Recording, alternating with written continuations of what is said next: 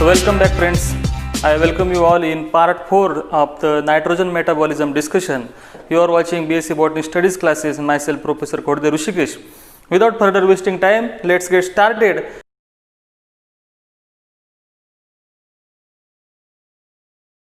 Okay, so friends, already in previous part we have seen how microorganism travels from the soil, reach up to the root hair and get insert into the cortex and produces root nodules. What happen in root nodule is very interesting. So inside nodule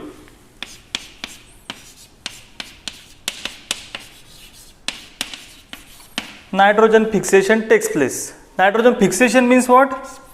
Conversion of molecular nitrogen. Why we call it as a molecular nitrogen? Because it contains 2 nitrogen atoms which are linked by 3 strong covalent bonds. So the conversion of molecular nitrogen into 2 ammonia, this process we call as a nitrogen fixation. So for nitrogen fixation we have seen, please recall, in industrial process we had to apply heat almost 1000 degrees Celsius. Then we had to apply pressure almost 200 Pascal. So Pascal means generally 100 atmospheric pressure includes 1 Pascal. So 200 Pascal pressure is much more, you can say that. So let's discuss about this first. So in biological method of nitrogen fixation which is happening inside the root nodule, why I have written this? Because in biological system you cannot rise the temperature above 40 degrees Celsius. Otherwise what will happen? The root will die, plant will die. You cannot apply this much pressure because root will burst. So to overcome this problem, the bacteria who are going to do this process have special type of enzyme. That enzyme is known as nitrogenase enzyme. So listen carefully. This enzyme is a nitrogenase enzyme. So we are talking here about nitrogenase activity. So the nitrogenase enzyme will definitely require some sort of energy. So the energy is provided to this activity is in the form of ATP. Remember this. And in biological system, when we say the fixation, it means the reduction, that means the addition of hydrogen atom. So this much is required. Nitrogenase enzyme, ATP required, atom, hydrogen atom are required. The substrate is molecular nitrogen, the product will be the ammonia. So I will rewrite the reaction for your understanding. Okay, so what was the first substrate? Molecular nitrogen. With this molecular nitrogen we will require ATP. But how much ATP? The number is deduced, that is 16 ATP are required. Please remember this, it is very essential. 16 ATP plus we said that hydrogen atom is also required. How much hydrogen atom are required? Some reference book will say 8 hydrogen atom, some reference book will say 10 hydrogen atom. But remember, hydrogen atom are not present as a sol in a cytosol. So you will not get hydrogen atom as a single hydrogen atom which is wandering here and there. So instead of writing hydrogen atom, we will write 8 proton are required and 8 electron are required. So when proton and electron comes together, hydrogen atom get created. So you cannot write directly hydrogen atom. This point I want to clear here. So this much is the substrate, or this much is required for nitrogen fixation. After activity of nitrogenase enzyme,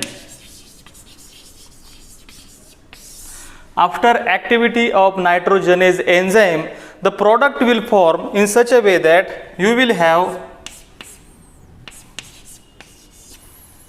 ammonia, again ammonia, because there are two nitrogens. No, each nitrogen is going to create one ammonia.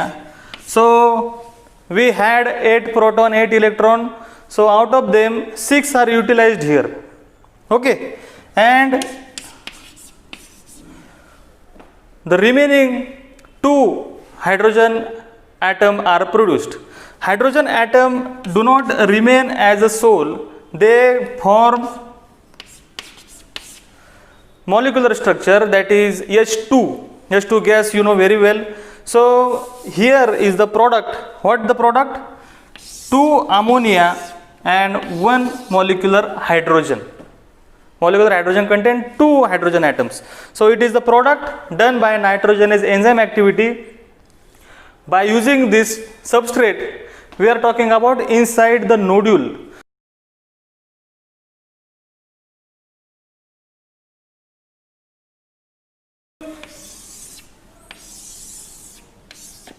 If I have drawn this nodule structure here, so what is special about this nodule is that this nitrogenase enzyme is very fragile to the oxygen. This sign is indicating to stop. In biochemistry, you will have 2 signs. This promotes and this stops the reaction. So the oxygen presence inhibits nitrogenase enzyme activity. So obviously this is the main reason why biotechnology is not capable to introduce nitrogenase gene into plant directly. So plant independently may have done nitrogen fixation, but plant produces oxygen. So this oxygen is inhibiting nitrogenase enzyme. That's why plant cannot do this nitrogen fixation if you do genetically engineered plant. Normal plant do not contain nitrogenase gene. Bacteria have this nitrogenase gene which produces nitrogenase enzyme.